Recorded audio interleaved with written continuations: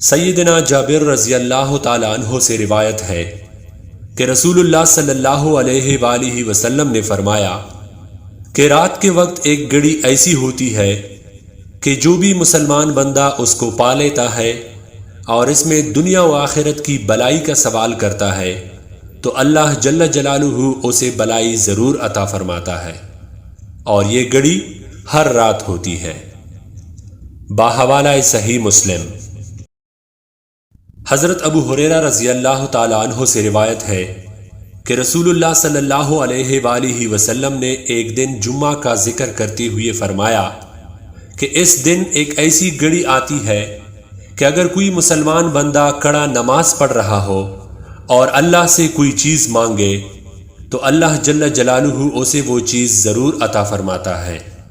ہاتھ کے اشارے سے آپ صلی اللہ علیہ وآلہ وسلم نے بتایا کہ وہ گھڑی بہت توڑی سی ہوتی ہے۔ باحوالہ صحیح البخاری اور صحیح مسلم۔